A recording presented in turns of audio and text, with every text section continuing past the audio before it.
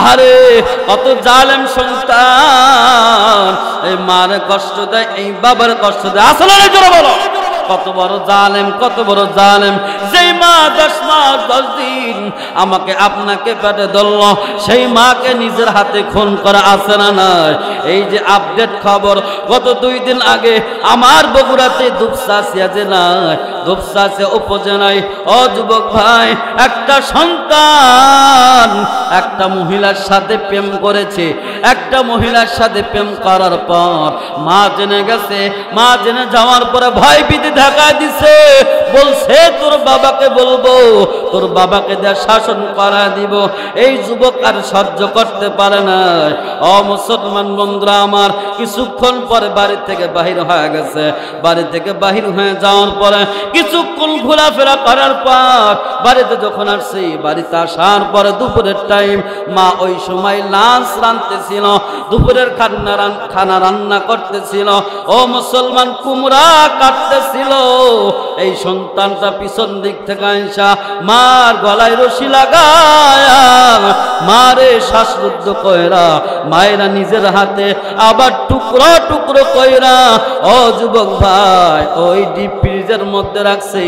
এইরকম কুলাঙ্গার আল্লাহর জমিনে আছে না নাই? যেরকম আছে না নাই? ও মুসলমান বন্ধু আমার, যে মেয়ের জন্য মারে খুন করে, আর ওই মেয়ের সাথে সম্পর্ক হয়তো 2 থেকে 3 বছর, কিন্তু ওরে মা 20 বছর 25 বছর এত মহব্বত করে পালছে। ওই মেয়ের 2 বছর ভালোবাসার কাছে মা 20 বছরের ভালোবাসা ফেল। কথা বল ঠিক না বেশি?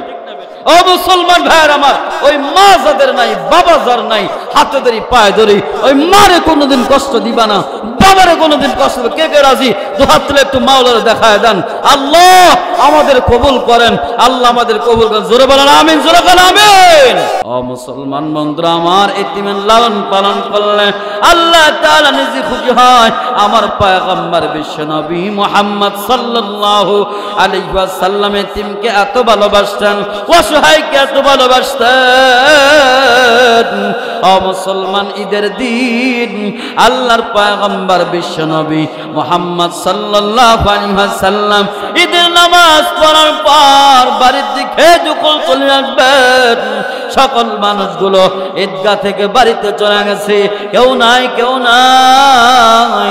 আল্লাহর পয়গম্বর তাকায় দেখে একটা ছোট্ট বাচ্চা, এতিম বাচ্চা রাস্তার মধ্যে বসে বসে ডুকরে ডুকরে কাঁদে। আল্লাহ নবী ডাকতে কয়, ও বালক, তুমি কেন কাঁদো? তুমি কেন কাঁদো? এবার ডাকতে কয়, পথিক, তুমি আমার মনের দুঃখ বুঝবা না। কয় কেন কেন? আমার মা বলে দিয়েছে এই মদিনার মধ্যে কেউ নাই, কেউ আমার নাকি মনের ব্যথা বুঝবে না, একটা মানুষ শুধু আমার মনের ব্যথা বুঝবে। আমার নবী ডাকতে কয়, ও বালক, তুমি কি তারা দেখছো? কয় না না, আমি তারা দেখি নাই। কইলে তাইলে তুমি তারে কেমনে চিনবা? বালক ডাকতে কয়, ও পতি, আমার মা তার নাম আমার কানে কানে বলে দিয়েছে। আল্লাহর পয়গম্বর ডাক দেখায়, বলো বলো তার নাম কি? এবার পথিক আল্লাহ নবীকে ডাক দেখায়, ও নবী আমার মা আমার কানে কানে বলেছে উনি আর কেউ না, ওনার নাম হলো মুহাম্মাদুর রাসূলুল্লাহ।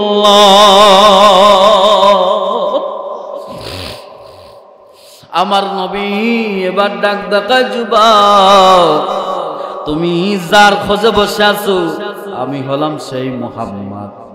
এবার বালক ডাক দেখায়, নবী আমার, আপনি তাইলে আমার মনের ব্যথা বুঝবেন? নবী কয়, হ্যাঁ। কয় নবী, আমার মনের ব্যথাটা হইল আমার বাবা নাই, দুনিয়া থেকে চলে গেছে, আমি এতিম। ও নবী, আমার মা অন্য জায়গায় বিবাহ বসেছে, আমার মার কাছে গেলে ওই বাবা সহ্য করতে পারে না, আমার দূর দূর করে তাড়ায় দেয়। ও নবী আমার, আজকে ঈদের দিন, কত আমার বয়সী ছেলেরা বাবার কাঁধে চড়ে ঈদগাহে আসলো, আবার বাবার কাঁধে করে ঈদগাহ থেকে বাড়িতে গেল। ও নবী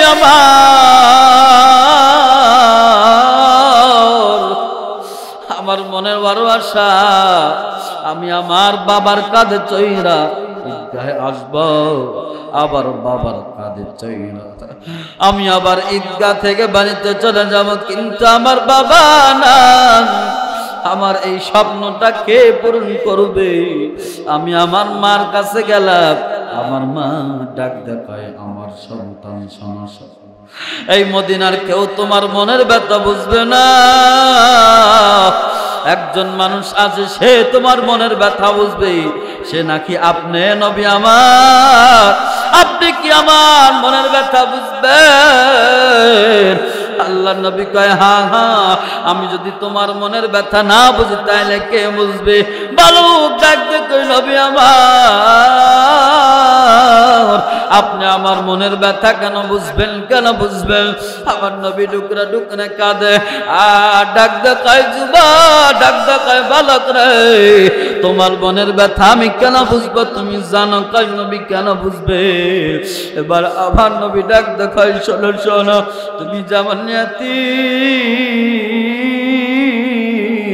তোমার বাবা নাই, দুনিয়া থেকে চলে গেছে, তোমার মা থাকতেই নাই, তোমার মতো আমি নবুয়াতি,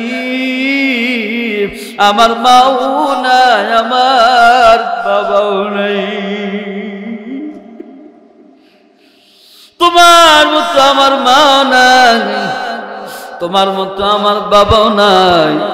জন্মের আগে বাবা হারাইছি, জন্মের পরে মার হারাইছি, বাবার আদর কোনোদিন পায় নাই, মায়ের আদর কোনোদিন পায় নাই। ও যুবক ভাই, এখানে অনেক মানুষ বসে আছেন, অনেকের মা নাই, অনেকের বাবা নেই, অনেকের মা অন্ধকার কবরে চলে গেছে, ঠিক কিনা জোরে বলে মুসলমান ভাই আমার? অনেকের বাবা অন্ধকার কবরে চলে গেছে। ওই মা যাদের বেঁচে আছে, ওই বাবা যাদের বেঁচে আছে, বেঁচে থাকতে মা বাবার কদর বোঝা যায় না, কিন্তু যাদের মা নাই, কিন্তু যাদের বাবা নাই, তারা বোঝে মা কত বড় সম্পদ, বাবা কত বড় সম্পদ। ও মুসলমান বন্ধুরা আমার, আমি একদম আগে বুঝি নাই মা কত বড় সম্পদ, বাবা কত বড় সম্পদ। এই ছোট্ট বয়সে আল্লাহ তাআলা আমারে বাংলাদেশের প্রায় জেলায় ঘুরাইছে। রাত্রিবেলায় আমি যখন মাহফিল করা বাড়িতে যাইতাম, ওই গেটের সাথে আমার মার ঘরটা ছিল। ও যুবক ভাই, ও বৃদ্ধ বাবা, খেয়াল করেন, আমি যখন গেটের সামনে দাঁড়া যাইতাম, আমার মারে ডাক দেওয়া লাগে না, আমার মা অটোমেটিক দরজা খুলে দিছে। কিন্তু ও যুবক ভাই, আজ 3টা মাস হয়ে গেল আমি আমার মাকে দুনিয়া থেকে হারাইছি। আমি রাত্রে বেলায় মাহফিল করে ঠিকই বাড়িতে যাই, কিন্তু ওই মারে আর দেখতে পারি না। এরকম হতভাগ অনেক আছে, মার মুখখানা আর দেখতে পারে না, বাবার মুখখানা আর দেখতে পারে না। ও যুবক ভাই, এই মা কত বড় সম্পদ, যাদের আছে তারা একটু কদর করো। মুসলমান ভাই আমার, বন্ধুরা আমার, এবার আল্লাহ নবী ডাক দেখায়, ও সন্তান,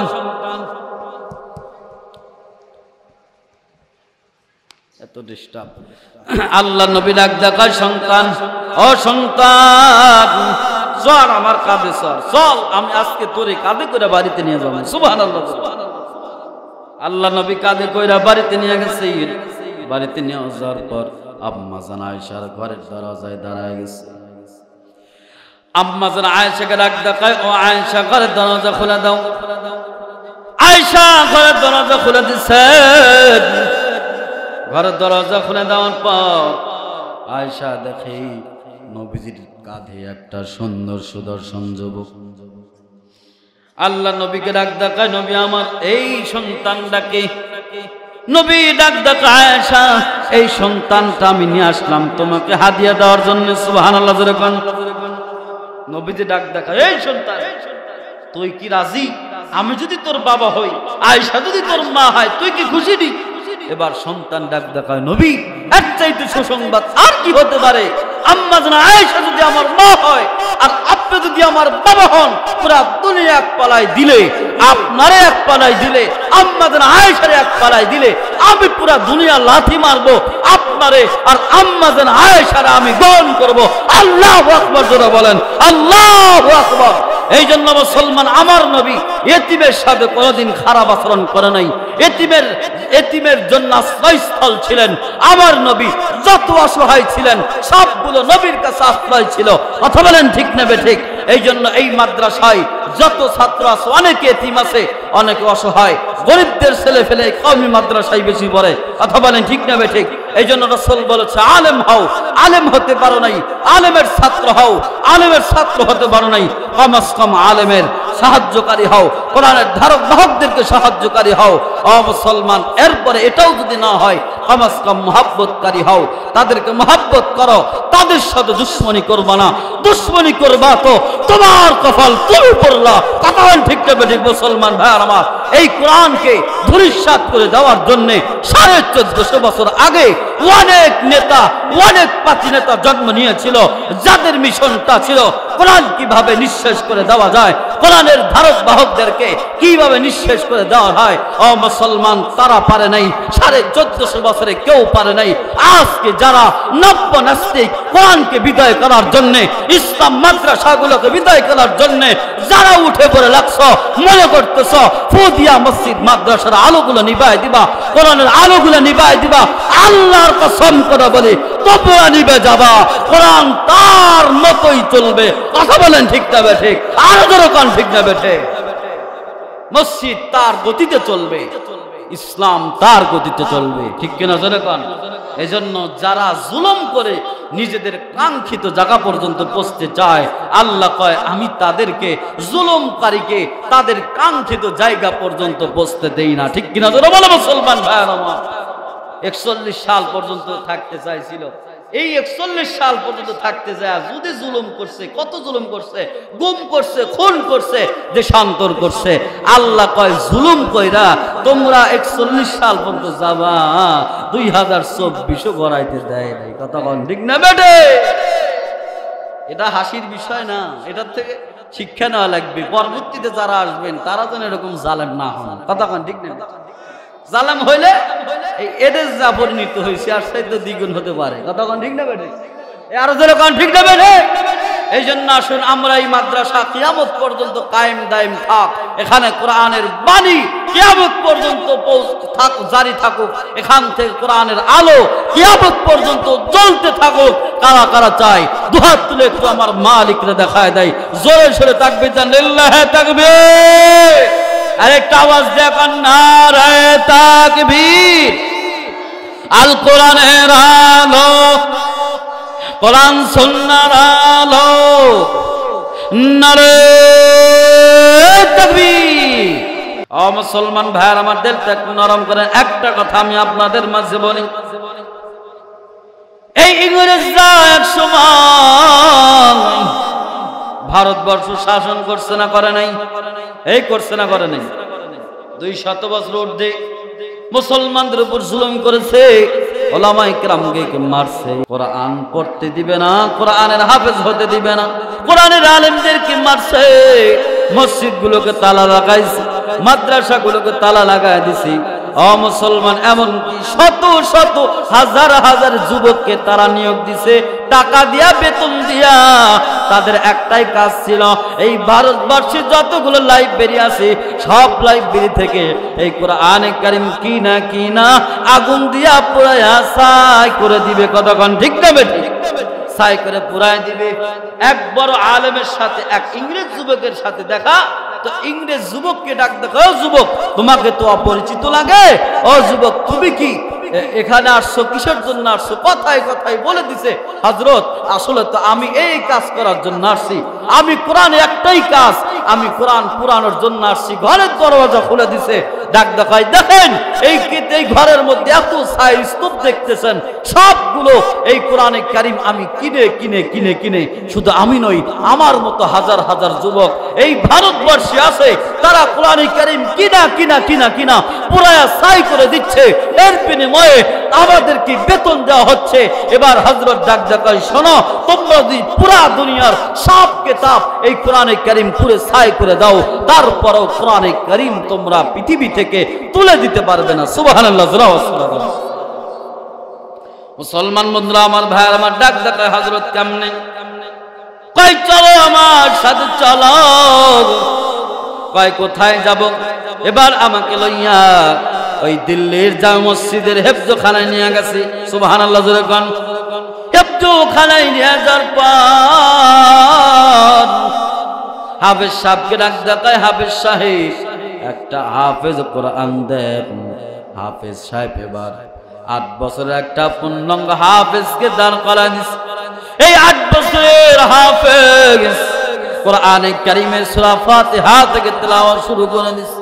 পড়তে পড়তে পড়তে পড়তে এবার হাফেজ কোরআনের জবান দিয়ে বাহির হয়ে গেছে, কুল আউযু বিরাব্বিন নাস মালিকিন নাস ইলাহিন নাস মিন শাররিল ওয়াসওয়াসিল খান্নাস আল্লাযী ইউওয়াসওয়িসু ফি সুদুরিন নাস মিনাল জিন্নাতি ওয়ান নাস। এই ছোট্ট বালক, 8 বছরের বালক হাফেজ পুরা কোরআন এবার তেলাওয়াত করে যখন শোনায় দিছে, ইংরেজের ওই বালকে, ইংরেজি যুবকের চোখ বেবে টপ টপ করে পানি পড়তেছে। এবার হুজুর ডাক দেয়, ও যুবক, শোনো শোনো, তুমি যদি ভারতবর্ষের সব কোরআনে কারীম কিনা আগুনের মধ্যে জ্বালায় দাও, একদিন ভারতবর্ষে সব কোরআন ফুরিয়ে যাবে। কিন্তু শুনে রাখো, আমরা আবার এই 8 বছরের বালক হাফেজকে দাঁড় করা দিব। তারা আবার সূরা ফাতিহা থেকে শুরু করে পুরা কোরআন তেলাওয়াত করে শোনায় দিবে। আমরা আবার বিনা লোকমায় এই কোরআনে কারীম পুনরায় লেখাইতে সম্ভব। ঠিক কি না? যুবক এবার কান্না শুরু করে দিয়েছে, ডাক দেখাই, হুজুর মাফ করে দিবেন। ও হুজুর, আমার মায়ের দেশের মানুষ আমাকে পাঠাইছিল, টাকা দিয়া পাঠাইছিল, ভারতবর্ষের সব কোরআন গুলো কিনে কিনে পুরে আগুনে পুরাইয়া জ্বালা দেওয়ার জন্য। এক সময় সব কোরআন পুরায় জ্বালা দেওয়া সম্ভব, কিন্তু এই জিন্দা কোরআনকে জ্বালানো সম্ভব হবে না। ঠিক কিনা? এই জিন্দা কোরআনকে জ্বালানো সম্ভব হবে না। ও মুসলমান বন্ধুরা আমার, এইভাবে আল্লাহ তাআলা এই কোরআনে কারীমকে হেফাজত করবেন। ঠিক কি রাসূল বলে? মুসলমান ভাইরা আমার, আর মাত্র কয়েকটা মিনিট আমি আপনাদের মাঝে বিরক্ত করব, এই জন্য মুসলমানদেরটা একটু নরম করে দাও। এই কোরআনে কারীমের সাথে আমাদের থাকার দরকার আছে না নাই? জোরে বলেন, আছে না নাই? ও মুসলমান, এই জন্য পয়গম্বর বলেন, কোন আলেমান, তুমি আলেম হও, আলেম হতে পারো না, আলেমের ছাত্র হও, তাও হতে পারো নাই, আলেমের সাহায্যকারী হও, আলেমের সাহায্যকারী হতে পারো না, তাইলে কমাস কম আলেম ওলামাদের সাহায্যকারী হও, সাহায্যকারী হইতে পারো নাই, কমাস কম তাদের মোহাব্বতকারী হও। ওয়ালা তাকুন খামিসান, সাবধান সাবধান, 5ম নম্বরে যায় না। তার মানে আলেমদের বিরোধিতা করেন না, আলেমদের শত্রু হয় না, কোরআনের মাদ্রাসা ওয়ালাদের সাথে শত্রুতা আমি করিও না, এই কোরআনের ধারক বাহকদের সাথে শত্রুতা তুমি করিও না। ও মুসলমান, ভালো করে বোঝেন, এই মুসলমান, আল্লাহ রাসূল কয়, আলেম হও, আলেম হতে পারো নাই, আলেমের ছাত্র হও, আলেমের ছাত্র হতে পারো নাই, একজন এতিমের দেখাশোনাকারী হও। ও মুসলমান বন্ধুরা আমার, এই মাদ্রাসায় এতিম আছে না নাই? যেরকম এই যেরকম আছে না নাই? এতিম আছে না মুসলমান? বাংলাদেশে হাজার হাজার কওমি মাদ্রাসা, প্রত্যেকটা মাদ্রাসায় এতিমের অভাব নাই। আলিফ লাম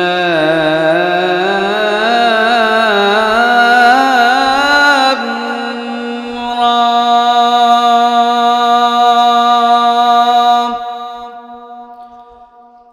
কিতাবুন আনজালনাহু ইলাইকা لتخرج الناس من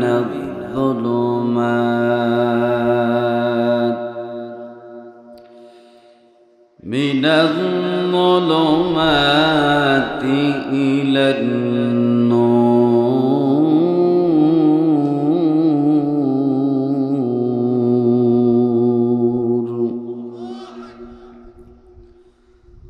وقال سيد الأنام صلى الله عليه وسلم: يقال لصاحب القرآن يقرأ وارتق ورتل كما كنت ترتل في الدنيا، فإن منزلك عند آخر آية تقرأها.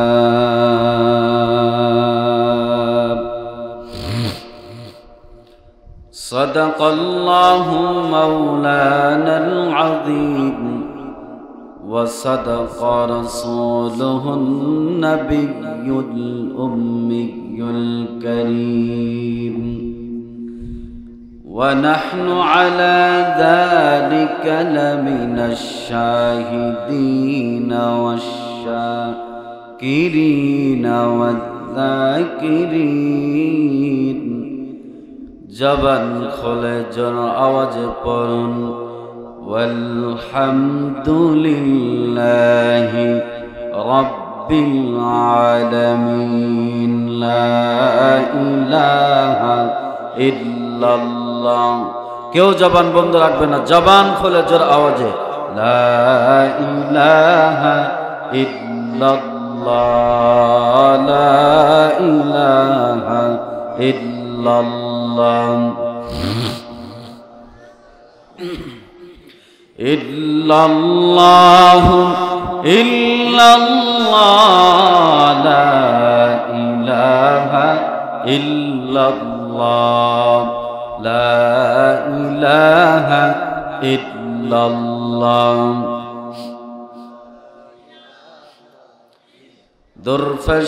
درفشانين ترى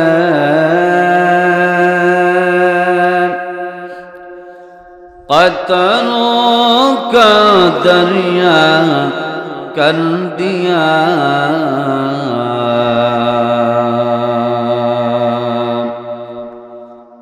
آنکھوں کا بینا کر دیا، दिल का रोशन कर दिया, आँखों का बीना कर दिया, दिल का रोशन कर दिया। शौक़ आतिश से तरफ्तार सदा मैं बेकरार, हाज़री शहर मदीना कब नसीब हो मुझे, हाज़री शहर मदीना कब नसीब हो मुझे। गम्बुज़े खतरा देखा दे, चिल्ला कर आमीन। আরেকটা আওয়াজ দেয়া জোরে সরে কান্না আমিন। ওই মদিনা দেখতে মনে চায় কার কার দুহাত তুলে আমার মাওলার দেখা দেন। জোরে সরে কান লিল্লাহি তাকবীর। আরেকটা আওয়াজ দেয়া জোরে সরে কান নারে তাকবীর। গম্বুজে খদরা দেখা দে, রওজে अतहर मुझे, दरमियाने कब्र मिंबर गिरगिराने दे मुझे, दरमियाने कब्र मिंबर गिरगिराने दे मुझे। ला ইলাহা ইল্লাল্লাহ লা ইলাহা ইল্লাল্লাহ লা ইলাহা ইল্লাল্লাহ মুহাম্মাদুর রাসূলুল্লাহ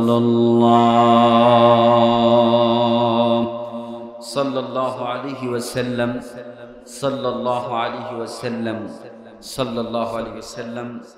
কারি আব্দুল করিম রহমতুল্লাহি আলাইহি নুরানি হাফিজিয়া মাদ্রাসা কর্তৃক আয়োজিত আজ 14 নভেম্বর 2024 ইংরেজি বার্ষিক ইসলামী মহাসম্মেলনের সম্মানিত সভাপতি হযরতুল আল্লাম হযরত মাওলানা মুফতি আব্দুল হাকিম জুবায়ের সাহেব দামাত বারাকাতুহুম, আজকের মাহফিলের সম্মানিত প্রধান অতিথি, সামনে বসা মুরব্বিন আজম, সমবয়সী যুবক ভাইয়েরা, পর্দার অন্তরাল আমার মা ও বোনেরা, মহান মালিকের মহান দরবারে আমরা সর্বপ্রথম শুকর আদায় করি যে মহান মালিক আমাদেরকে সমস্ত কাজ থেকে ফারেক করে কোরআন সুন্নাহের মজলিসে, উলামায়ে কেরামের মজলিসে এসে বসে কিছু কথা বলা এবং শোনার তৌফিক দান করলেন। এজন্য জবান খুলে জোর আওয়াজে পড়েন আলহামদুলিল্লাহ। আর একটু জোরে আওয়াজ দেখেন আলহামদুলিল্লাহ। অতবার লক্ষ কোটি দরুদ সালাম বর্ষিত হোক আকায়ে নামদার তাজদার মদিনা আহমদ মুস্তাফা মুহাম্মদুর রাসূলুল্লাহ সাল্লাল্লাহু আলাইহি ওয়াসাল্লাম। সকলে বলেন আমিন। মুআজ্জাজ মুহতারাম, বয়ানের শুরুতে আমি আপনাদের কয়েকটা প্রশ্ন করতে চাই, জবান খুলে জবাব দিবেন। আমার ভাষা বগুড়ার ভাষা বুঝতে কি আপনাদের কষ্ট হচ্ছে? হ্যাঁ, তাইলে তো আর কোনো সমস্যা নেই নাকি? এই মাহফিলে আসতে পেরে আপনারা খুশি না বেজার? এটা কি খুশির আওয়াজ? এটা কি পরীক্ষা করার দরকার আছে? দুহাত তুলে আমার মালিকের দেখান তো, এই মাহফিলে আসতে পেরে কে কে নারাজ অখুশি? কেউ নাই? এ মুরব্বী অ্যালার্ট নাই, কাদাগান ঠিক কিনা? এবার দুহাত তুলে মারতে মুজাহিদের মতো আমার মালিককে একটু দেখায় দেন তো, এই মাহফিলে আসতে পেরে বসতে পেরে কারা কারা খুশি? দুহাত তুলে আমার মালিককে দেখান। এবার জোরে সরে এমন একটা আওয়াজ দিবেন, এই আওয়াজ এই গোপালপুরের মাটিতে আর কোনোদিন দেন নাই। রাজি আছেন ইনশাল্লাহ? ইনশাল্লাহ। গলাটা একটু ক্লিয়ার করেন। এই রাজি আছেন তো?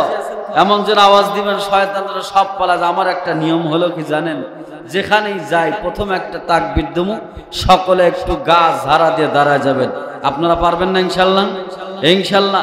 দাঁড়ায় যাওয়ার পরে আমি না বলা পর্যন্ত কেউ বসবেন না।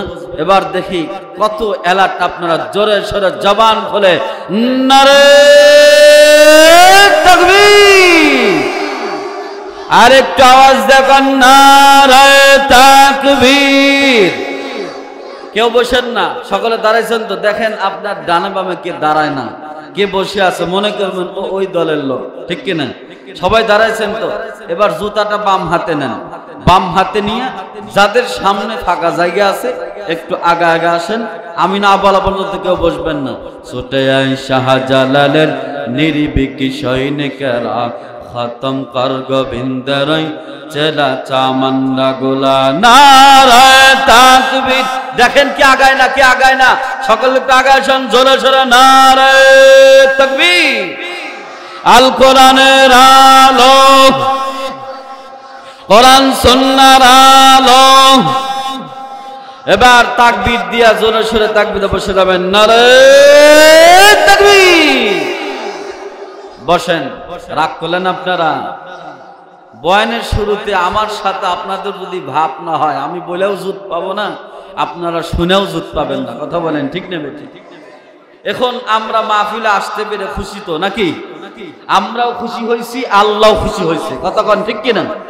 তবে একজন খুশি হয় নাই, নারাজ। বলেন তো কে? আর একটা নাম জোরে সোরে কন তো। এই মিস্টার ইবলিস, জোরে কন। আমরাও আজকে মিস্টার ইবলিসকে বলে দিতে চাই, যতই আমাদের কোথাও দেখবেন যাদের টানের অভ্যাস আছে, কিসের অভ্যাস? টানের অভ্যাস আছে, ও কিছুক্ষণ পরে ঘুতাবে, এত ওয়াজ শোনা লাগে নাকি? ওয়াজ তখন মোবাইলে পাওয়া যায়, মোরে মোরে ওয়াজ, কতক্ষণ ঠিক না ঠিক? আজকে আমি এখানে ওয়াদা দিয়ে বসে গেলাম, শয়তানের মুখে মুগুর দিব ইনশাআল্লাহ। যতই টানের নেশা আসুক যুবক ভাই, শয়তানরে একটু বলবা ফাঁকে থাক কিছুক্ষণের জন্য, ঠিক কিনা জোরে বলেন? রাজি তো? রাজি তো ইনশাআল্লাহ? ইনশাআল্লাহ। আর একটা বার মর্যাদা মুজাহিদের মতো বলেন নারে তাকবীর। আল্লাহ তাআলা আমাদের মাহফিল শেষ পর্যন্ত থাকার তৌফিক দান করেন, জোরে বলেন আমিন। মুসলমান ভাইয়ের আমার, এখানে আমরা বসছি, এই কয়জন মানুষই কি এই আজগরা গ্রামে আছে না আরো আছে? অনেকে দেখবেন মেলার মধ্যে ঘুরতেছে, যুবক ভাইরা কেউ ওই কসমেটিকের দোকানে ঘোরাঘুরি করতেছে, যদি কোনো কাউরে ভাগে পাওয়া যায়। কতক্ষণ ঠিক না বেঠিক? মুসলমান ভাইয়ের আমার, আসলে ভালো কাজ এটা বান্দা করতে চাইলেও করতে পারবে না, আমার মালিক যদি না চায়। কতক্ষণ ঠিক না বেঠিক? এখানে নিঃসন্দেহে আমার মালিক এতগুলো মানুষের মধ্য থেকে আমাকে আপনাকে বাছাই করে এখানে বসিয়েছেন, আল্লাহ কবুল করেছেন এবং কবুল করেই ক্ষান্ত হন নাই। এখানে আখেরি মোনাজাত করে আমরা যখন বাড়িতে যাব, চতুর্পাশ দিয়ে আল্লাহ রাব্বুল আলামিনের অসংখ্য অগণিত রহমতের ফেরেশতারা বেষ্টনে দাঁড়ায় গেছে, তাদের ক্যামেরার দ্বারা তারা ছবি তুলে আল্লাহর সামনে পেশ করবে। এবং আজকে মোনাজাত শেষ করে আমরা যদি বিদায় নেই, আল্লাহ রাব্বুল আলামিন ঘোষণা করে দিয়েছেন আমাদের জিন্দেগীর সব গুনাহগুলো মাফ করে দিয়ে আল্লাহর বন্ধু বানিয়ে আল্লাহ আমাদের এখান থেকে নিয়ে যাবে। আলহামদুলিল্লাহ জোরে বলেন। এই অফারটা ততক্ষণ থাকবে শেষ পর্যন্ত, যদি আর মাঝে কেউ উঠে যান তাইলে অফার কাটা। কতক্ষণ ঠিক নেবে? ঠিক। অল্প সময় আলোচনা হবে। আমি যদি সুদূর বগুড়া থেকে অত্যন্ত কষ্ট করে আপনাদের মাঝে আইসা বয়ান করতে পারি, আপনারা একটু শুনতে পারবেন না? হ্যাঁ, শুনতে পারবেন না ইনশাল্লাহ? কোরআনের হাদিসের কথাই তো হবে নাকি বলেন?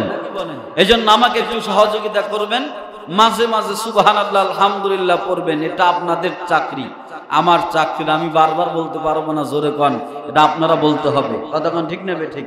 রাজি আছেন তো ইনশাল্লাহ? ইনশাল্লাহ। এখন আসেন, এই যে আমরা এই মজলিসের মধ্যে বসেছি, এটা কোরআনী মজলিস। পৃথিবীতে যত দামি জায়গা হোক না কেন, আল্লাহর কসম করে বললে হানেস হবে না, এই জায়গার চাইতে দামি কোন জায়গা আল্লাহর জমিনে আর কোথাও নাই। ঠিক কি নজরে বলেন মুসলমান ভাই? রাসূলের ভাষায় এই জায়গাটা হলো রিয়াজুল জান্নাহ, জান্নাতের বাগান। সুবহানাল্লাহ বললেন না? কিসের কারণে হইছে? এই কোরআনে কারীমের কারণে হইছে। এখন আমার কথা আপনারা বুঝে থাকলে বলেন, এই কোরআনের কারণে এই জায়গাটা যদি দামি হয়, আর যারা কোরআনের জান্নাতের বাগান হয়, আর যারা কোরআনের কথা শুনতে বসে গেছে, তারা কি জান্নাতি হবে না?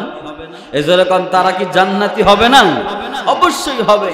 মুসলমান ভাইয়ার আমার, কোরআন এমন একটা কিতাব, কোরআন এমন একটা কিতাব, এমন একটা দামি জিনিস, পৃথিবীতে আল্লাহ রাব্বুল আলামিন কিয়ামত পর্যন্ত এই কোরআনে কারীমের চাইতে দামি কোন বস্তু পাঠাবেন না। এটা কথা বলেন ঠিক না ঠিক? এই কোরআনের চাইতে দামি কোন জিনিস পৃথিবীতে আছে? আর জোরে কোন আছে? কোরআন কেমন দামি, কেমন দামি! আল্লামা মাহমুদুল হাসান দামাত বারকাতুহুম